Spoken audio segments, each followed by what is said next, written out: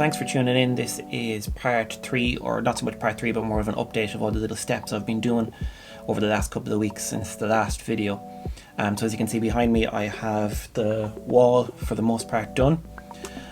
What I did to start off that wall was I used big 2x4 uprights and cross members to make the wall nice and secure. Because I'm not going full camper, I want the front half to be like a livable area and the back half to be a mobile bike workshop. The van is staying as a commercial on the books, which means I do need to have a partition between the cargo area in the back and the crew area in the front. So the old wall that was in it was really badly made. It was like 3 pieces of ply that was 2 at the top and then 1 at the bottom, and if anything hit it, it would just fold in half. I didn't trust it. It seemed really badly made and really unsafe. So I ripped it all out, put the seats back in the way I wanted to do, and then I started building this wall. So the hardest part was making the uprights square to the van. Obviously I can't use a spirit level because the van's never going to be level no matter where I park it. So you can use something like a square to make sure that the upright is completely perpendicular to the floor. Once I had everything cut and knew exactly where it needed to be and it was up straight, I used a pocket hole jig that I got off Amazon.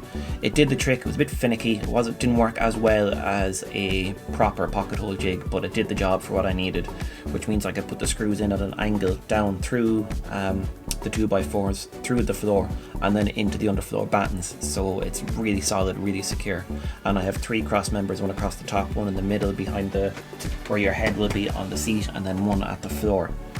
And then at the top I braced the wall against the beams so that it's not moving, and it is solid.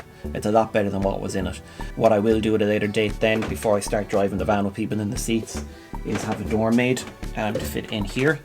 It's going to be a steel frame door, and that opens towards the back of the van, so that if I were ever in a crash or anything to happen, if I slam on the brakes, if anything comes flying forward and it hits the door's not going to swing open and have everything fly into the crew area. So once I had the upright battens done, I used some old pieces of cardboard boxes and traced out the shape of the wall so that I could follow the contours. And then that gives me like a template that I can put onto the ply and just trace around it, and then cut it out with the jigsaw to match the shape of the van. So once I had the cardboard template done, before I start working on the ply for the wall itself, I sealed and painted the floor. So I used this stuff I got from Woody's DIY. You can probably buy it anywhere. It's Fleetwood. It's an oil-based sand and sealer. Why I chose this one, I don't know. All of the sealers had said they all did the exact same thing on the tin, and nobody who worked there could seem to tell me what the difference was between any of them. So I chose the oil-based one, mainly because in my head, if I'm getting in and out of the back of the van with wet bikes, oil-based paint might, help resist the moisture a little bit better than something like the water-based or the acrylic-based sealer. And that one tin is 1 litre in size, and I did the whole floor with plenty left over. Once I had the ply painted, the next step was to stick down the actual floor. So I got these things from B&Q. They're self-adhesive vinyl strips. In the long run, it would have been easier for me to just get a big piece of vinyl flooring or lino and glue it down, but this worked out cheaper per square meter, so that's what I went with. It's more of a faff to stick down. It was more trouble, because what happened was, even though I was putting it down and I was rolling it down with a hard roller to get it to stick, I come back the next day and like the middle bit had popped up. They weren't sticking down properly, and I think the main reason was because while I was doing it a few weeks back, while it was still quite cold, so they weren't sticking down. So I went back to B&Q and got a special adhesive for sticking down floors.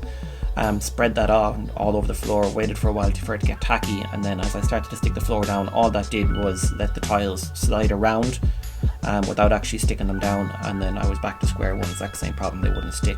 So the only thing that actually worked was just to hit everything with a heat gun to get them really nice and warm and make all the glue really sticky, and then went over it with a hard roller again, and then that seemed to solve the problem. So all the tiles now are stuck down. So once I had the floor done, I went back to working on the wall, seeing that we have kind of drier weather the last couple of days, and I can cut things out while I'm outside of the van. So I still had the cardboard cut out. I made it off the walls, and what I did was I reused some of the old ply from the wall. It's quite thick, but it was damaged around the edges. So once that was all trimmed off, the centre of the wood was actually still quite good condition. The only thing, it was just grubby and dirty. So once I had the cardboard on and I traced around it, cut the shape out with the jigsaw, I placed it up against the wall and made sure everything was right and square and fitted in properly. And once that was done, I just hit it with the orbital sander and take off some of the crap that was stuck on it from leaving the floor. It's still not 100% clean, but it's a lot better than what it was, and that's going to be covered over anyway. So once it was sanded, I painted again with the same sealer that I do with the floor. They could do with another coat, but it kind of finished off the last of the tin, and once it was painted, I just screwed the wall up, and that's where I am so far in the build process. So that's it, thanks for watching. If you want to follow along my build process as I turn my van into a mobile bike workshop and a bit of a weekend getaway van, hit the subscribe button and click the bell icon so you get notifications every time I upload a new video.